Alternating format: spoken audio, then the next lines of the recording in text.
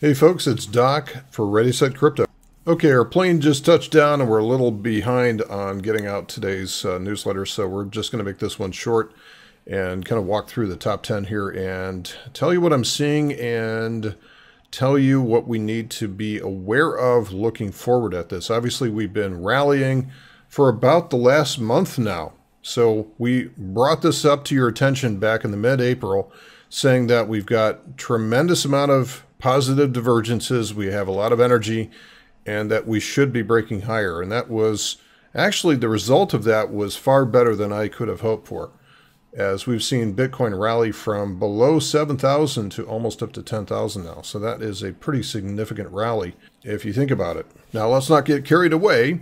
Let's look over the weekly chart for perspective here, and we can see that this is just yet another bear market rally. We're still in the middle of a bear market. We have not released from the bear market, although we do have some positive signs that we may be, at least, any swing that you get off of a bear market could be the beginning of the next genesis of the next bull. But you have to have the attitude that it has to prove it to you. So you want to keep your capital utilization fairly light right now until the market can prove it to you that we are in another cyclical bull again. So this is a cyclical bull, and we had a little cyclical bear yet. So we're looking for this to break back into a cyclical bull. Typically, these do not happen that easily. Usually the bear market gives up its grasp, kicking and screaming, and only when the very last person finally folds their hand and says, I can't take this anymore, that's when the bear is over. So if you look at this and say, what could possibly happen to create something like that? Imagine the disappointment if we did roll over at this point. Now, I'm looking at this very objectively. I don't care one way or the other if it rolls over or not. But I'm looking at this from a Machiavellian standpoint, saying if this rolls over, boy, that would be a great opportunity to just raise up the negativity again, and that will truly wash out the last of the weekend. So that will do it.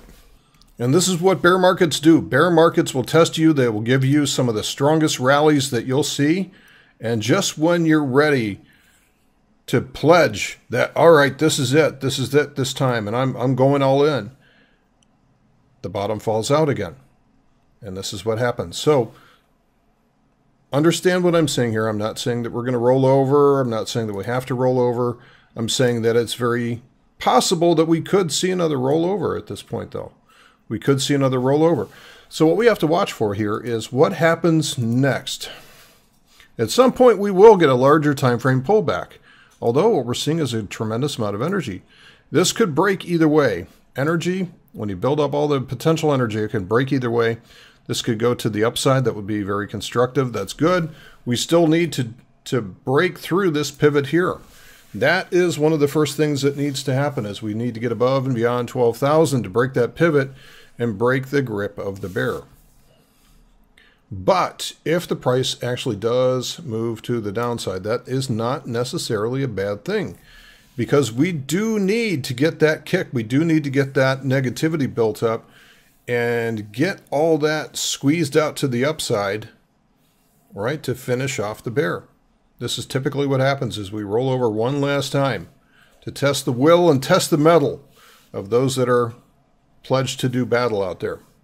Okay, so that's a larger time frame perspective. Again, for Bitcoin, I think probably the best way to look at Bitcoin, because we have had such huge swings, is to use the log scale. I think the log scale is actually better for Bitcoin, especially with these, just game-changing moves that we had in 2017. I think it's better off if you look at the log scale, just because we had such a huge percentage move, and we've seen a huge percentage move to the downside of that as well too.